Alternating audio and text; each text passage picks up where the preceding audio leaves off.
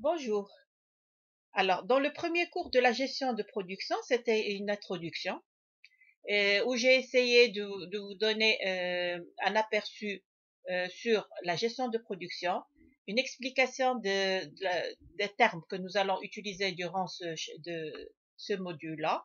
Maintenant, nous allons passer au deuxième chapitre et ce chapitre-là, nous allons voir l'organisation et le plan de production. Êtes-vous prêts? Allons-y.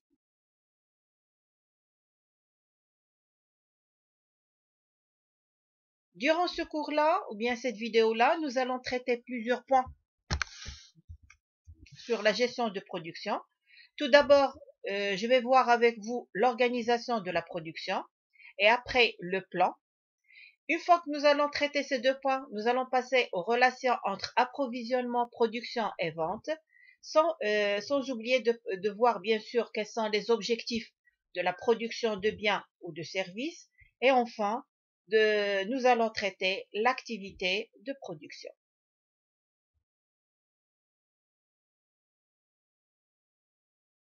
Qu'est-ce qu'on entend par organisation de la production? Tout simplement, c'est la combinaison des facteurs ou moyens qui sont à la disposition de l'entreprise pour produire. Ce qu'on entend par combinaison, c'est l'assemblage des différents moyens ou bien facteurs dont dispose l'entreprise afin de produire. Cette organisation, elle peut revêtir deux grandes formes, soit la production sur stock, soit la production en juste à temps qu'on appelle la JAT.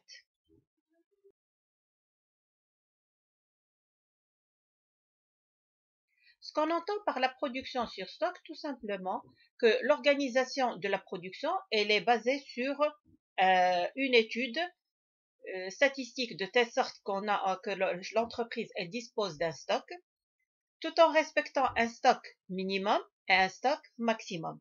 Un stock minimum pour ne pas tomber dans la rupture de stock, d'accord, quand elle reçoit une commande ou bien qu'elle est en cours d'une production. Et bien sûr, il ne faut pas dépasser un certain stock maximum, une quantité maximale au stock, parce qu'on sait très bien que tant qu'il y a un stock, ça nécessite automatiquement trop de charges au niveau de l'entretien, au niveau de plusieurs choses qu'on verra par la suite, bien sûr. Donc, je répète encore une fois, qui dit production de stock, c'est tout simplement avoir un stock au sein de l'entreprise pour produire, tout en respectant un stock minimum et un stock maximum. Il ne faut pas, bien sûr,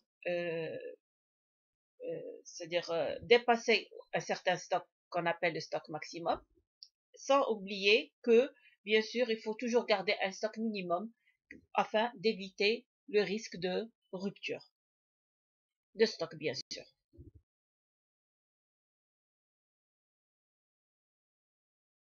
Nous avons vu la production sur stock, bien sûr que l'entreprise elle dispose d'un stock minimum et un stock maximum, pardon. Maintenant, pour la production en juste à temps, c'est tout à fait le contraire, c'est-à-dire parce que là, au niveau des sociétés qui optent pour la production en juste à temps, le stock, il est inexistant. Ce qui est un atout financier, d'accord, parce qu'il n'y aura pas de charges c'est-à-dire des charges à payer pour entretenir le stock. Mais ça présente un risque commercial du fait que la société, elle peut très bien ne pas pouvoir honorer une commande qui est urgente. Ce qu'on entend par la production juste à temps, qu'on appelle aussi la production à flux tendu, ce sont les commandes qui vont déterminer l'activité de l'entreprise.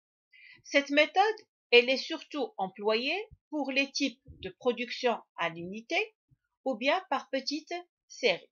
Tout ceci, on le verra par la suite, bien sûr.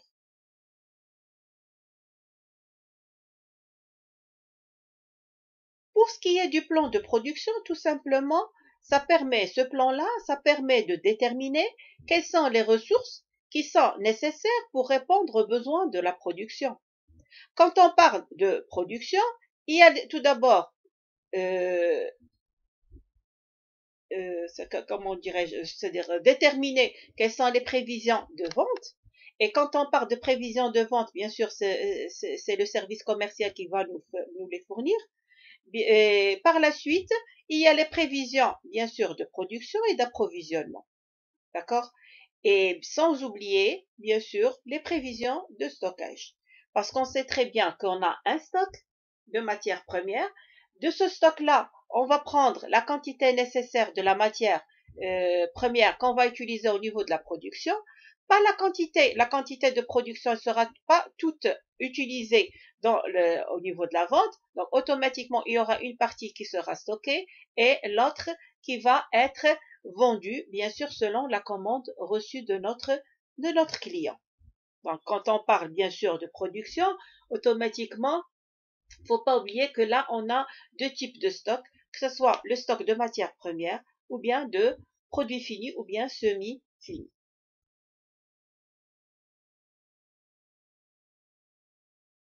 Maintenant, pour ce qui est de la relation entre approvisionnement, production et vente. On sait très bien quand on reçoit une commande d'un client, automatiquement, on doit voir est-ce qu'on a la quantité nécessaire c'est-à-dire de la matière première qui va répondre à cette commande-là. Donc, il y a une relation entre les ventes et, bien sûr, l'approvisionnement. Et quand on parle de l'approvisionnement, c'est aussi bien de l'achat de matières premières et fournitures et bien sûr de son stockage. Après, cette matière première et fournitures, ils seront utilisés dans la production.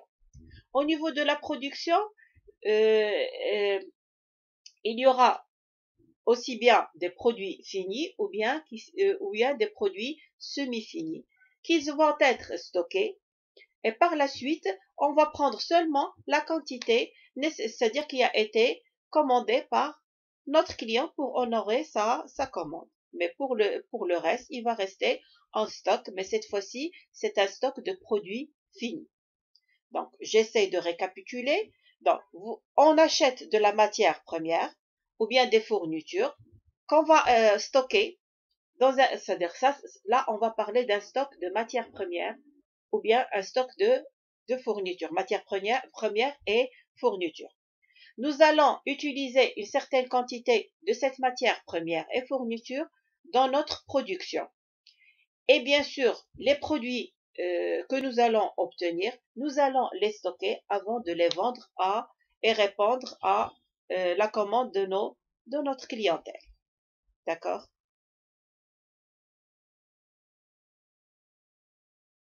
Dans le cadre de l'activité de production, il y a différents types de flux qui sont échangés. Et quand on parle de flux ou bien mouvement, bien sûr, on parle de flux d'informations, flux physique et flux monétaire. Juste après, je vais vous donner qu'est-ce qu'on entend par chaque type de ces flux-là.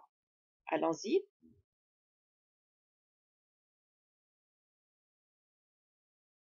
Pour les flux d'informations. Alors, l'entreprise, elle commande ses approvisionnements à travers un document qu'on appelle le bon de commande auprès de ses fournisseurs qui vont lui livrer ce qu'on appelle le bon de livraison. Pour le service d'approvisionnement, il va recevoir les matières premières, et bien sûr là, on parle d'un autre document qui n'est autre que le bon d'entrée en stock, et il va assurer la livraison interne aux ateliers à travers un autre document appelé bon de sortie de stock. Alors, pour ces différents documents, bien sûr, nous allons les voir plus en détail dans un autre module, bien sûr. Donc, je répète encore une fois, il y a un bon de commande. Bien sûr, après, il y aura un bon de livraison. Quand la marchandise sera reçue automatiquement au niveau du stockage, on va parler d'un bon d'entrée et d'un bon de sortie des stocks. Tout ceci va se passer à travers un cahier de charge. Il y aura bien sûr un ordre de fabrication et un planning et bien sûr les outils informatiques. C'est ce qu'on verra tout de suite. Le cahier de charge, il va nous indiquer tout simplement, tout d'abord, les caractéristiques qualitatives du bien ou bien du service, quelles sont les quantités qu'on doit produire et bien sûr dans quelles conditions nous allons les réaliser, tout simplement.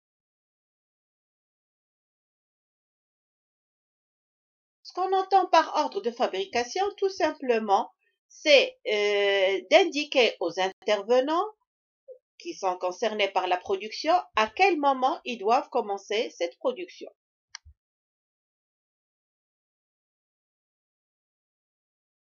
Les sociétés, avant de faire la production, ils doivent passer par un planning.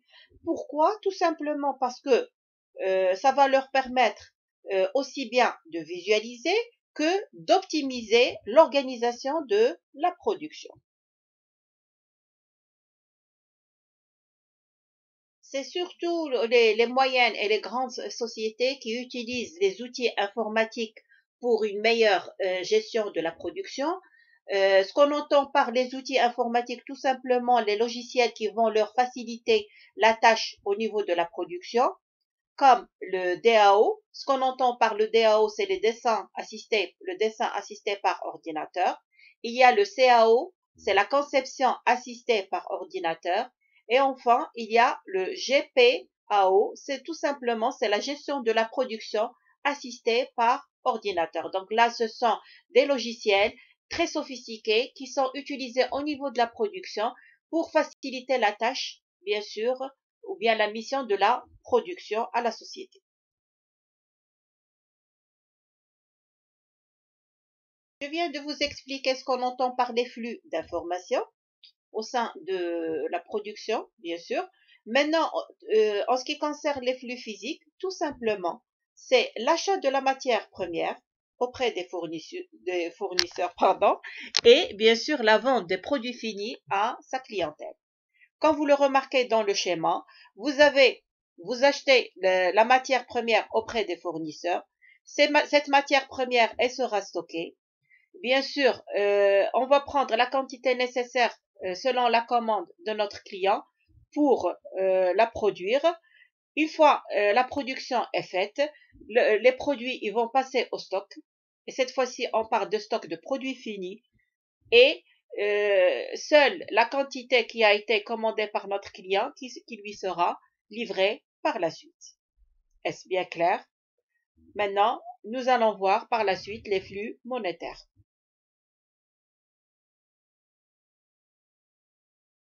Pour chaque type de flux physique, ça correspond automatiquement à un flux monétaire.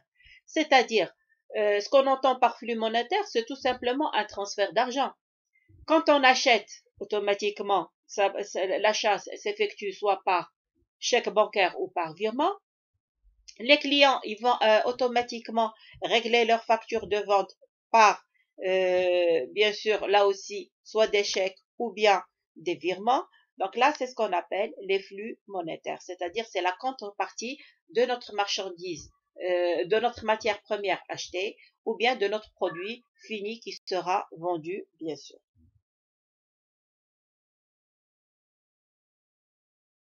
Maintenant, nous allons passer aux objectifs de la production, que ce soit des biens ou bien des services.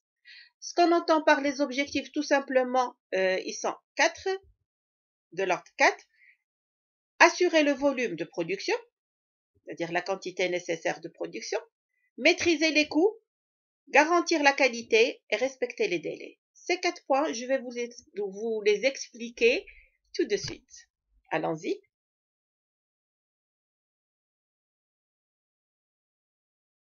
Ce qu'on entend par assurer un volume de production, c'est tout simplement avoir une production qui doit correspondre à la commande, bien à la demande de notre client. Parce que là, il y a deux cas. Soit la production, elle est inférieure à la demande. Si la production, elle est inférieure à la demande, on risque de perdre notre clientèle du fait que nous allons avoir une rupture de stock. D'accord? Et nous ne pouvons pas, c'est-à-dire la société ne peut pas honorer c'est-à-dire la commande. Si maintenant la production elle est supérieure à la demande, ça risque un gaspillage ou bien un surstockage du fait que les quantités ne seront pas vendues et ils vont générer des coûts qui sont pas, c'est-à-dire qui sont pas souhaités. D'accord? Alors, on sait très bien que pour chaque produit, c'est-à-dire pour les produits, soit la société, elle a le monopole, احتكار, ou bien une concurrence, munafasa. Alors, que ce soit pour l'une ou pour l'autre, la société, elle est appelée à proposer un prix de vente qui doit être acceptable. Et pour que ce prix-là soit acceptable, tout en réalisant bien sûr pour elle une marge bénéficiaire suffisante, elle doit bien contrôler que ce soit les coûts de matières premières, du personnel et de ses équipements.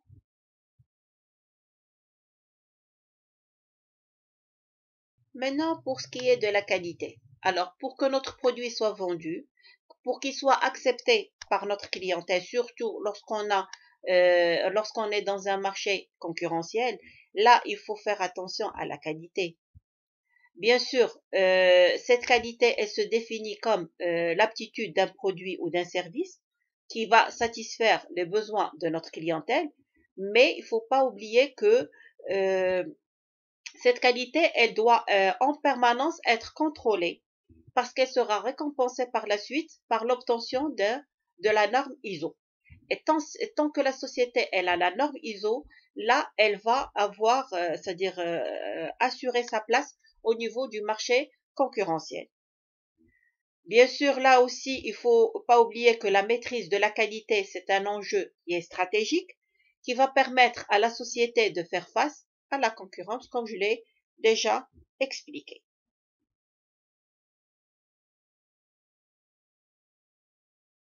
Le respect du délai.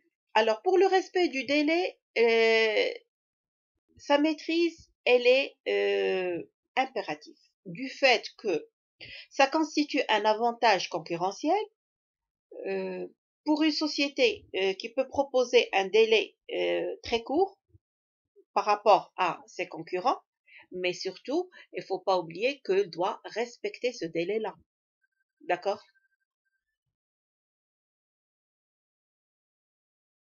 Quand on parle d'activité de production, on parle aussi bien des objectifs que des composants du système de la gestion de production. Et là, je vais essayer juste tout de suite plutôt de vous expliquer que ce soit ces objectifs ou bien ces différentes composantes de la gestion de production.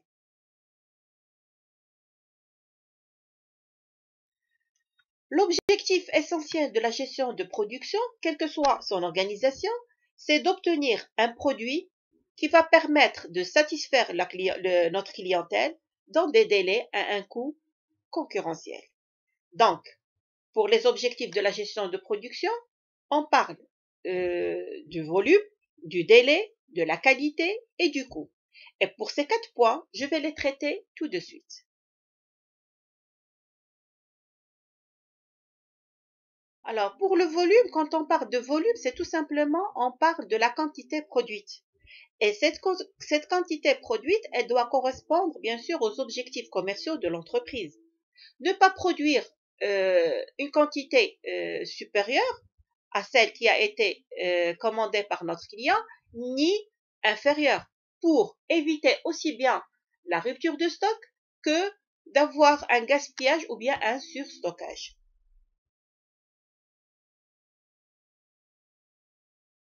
Alors pour le délai, c'est le délai de livraison. Ce délai-là, il doit être respecté par tout type de société, que ce soit, c'est-à-dire concurrentiel ou bien qu'elle a le monopole. Pourquoi? Tout simplement parce que ça montre ou bien ça prouve le sérieux de cette société et bien sûr, ça encourage que ce soit cette clientèle ou bien d'autres sociétés à, c'est-à-dire à travailler avec euh, cette société. D'accord? Donc, le délai, il doit être bien défini, mais surtout, il doit être respecté par la société.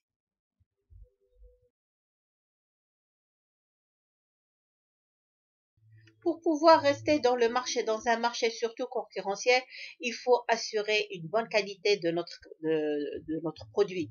Et pour cela, les services de la gestion de production, ils doivent fournir au service de fabrication, sans erreur ni omission, c'est-à-dire ni oubli, toute information nécessaire à l'exécution des ordres clients.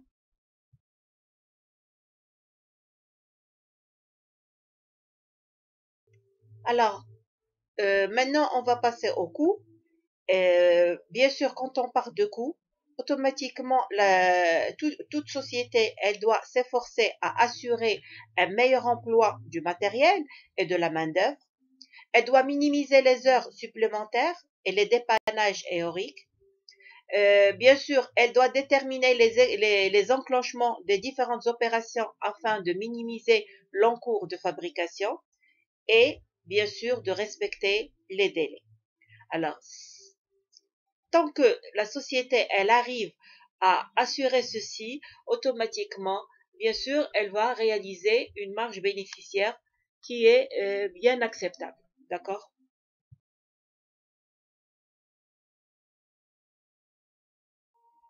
Pour les composants du système de gestion de production, il y a le bureau des études, le bureau des méthodes, le service de planification, le service d'ordonnancement et enfin le service de contrôle de la production. Et bien sûr, là, dans cet ordre-là, il faut le respecter parce que chaque bureau, il est spécialisé dans une tâche qui va, une fois qu'il l'achève, c'est-à-dire, elle passe au bureau suivant. Et quelle est la nature du travail de chaque bureau ou bien de chaque service? C'est ce que je vais vous expliquer tout de suite, bien sûr.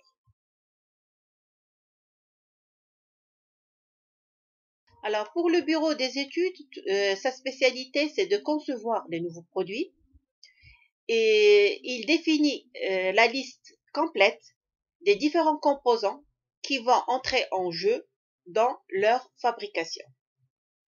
Ce bureau d'études, il s'appuie sur la CAO et bien sûr, on a dit tout à l'heure, quand j'ai parlé des outils informatiques, que la CAO ne ce n'est autre que la conception assistée par ordinateur pour élaborer les nouveaux produits. D'accord? Donc, je répète encore une fois, la spécialité du bureau des études, c'est la conception de nouveaux produits, bien sûr, et de définir la liste des différents composants qui entrent en jeu pour réaliser ce produit-là. Après le bureau d'études, ça vient le rôle du bureau des méthodes. Pour le bureau des méthodes, sa spécialité, c'est de définir les différentes opérations et leur ordonnancement ou bien leur classement afin d'obtenir le produit.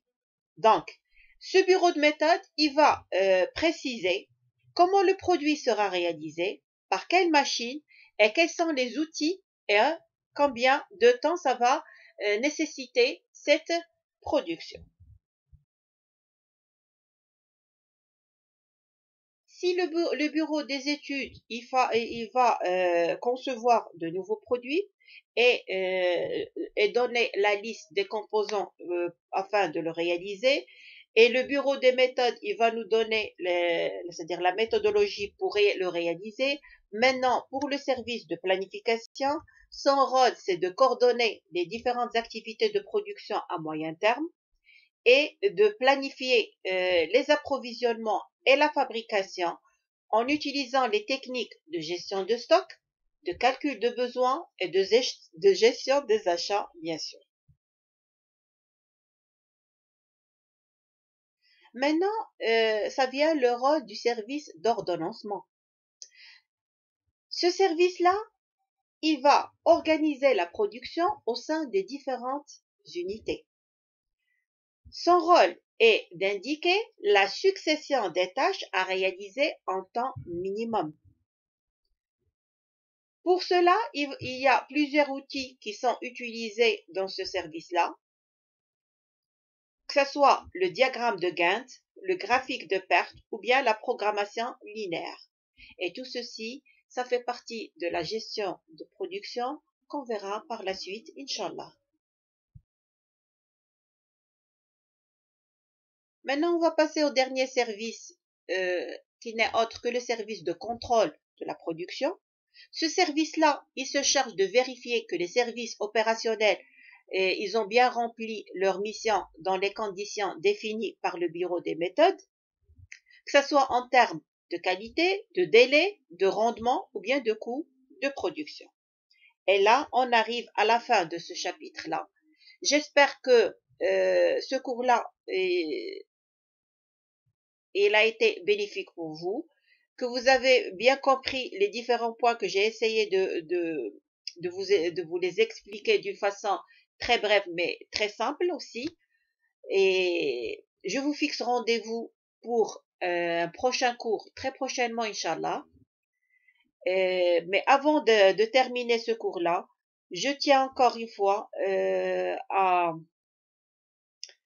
attirer votre attention, surtout pour les personnes qui sont intéressées par mes cours, que vous allez trouver dans playlist, plusieurs playlists. J'ai essayé de mettre dans chacune un module différent. Comme ça, vous avez le choix d'aller là où vous voulez, selon le module qui vous intéresse. Que ce soit au niveau de la bureautique, quand je parle de bureautique, c'est-à-dire il y a le Word, l'Excel, PowerPoint. Et pour l'Excel, bien sûr, j'ai essayé de traiter l'Excel d'une façon, c'est-à-dire simple, c'est-à-dire au niveau des formules simples, mais pour, c'est-à-dire l'Excel plus approfondi, je l'ai nommé Excel avancé. Il y a le français, des cours de français, il y a des cours de communication et l'organisation d'entreprise. Il y a aussi la gestion du temps et maintenant c'est la gestion de production. Ce n'est pas encore terminé. Il y aura bien sûr de nouveaux modules. Je vais essayer de les publier, Inch'Allah, très prochainement. Et bien sûr d'essayer de terminer les modules que j'ai déjà publiés. Merci pour votre attention. Je vous remercie encore une fois et à la prochaine, Inch'Allah.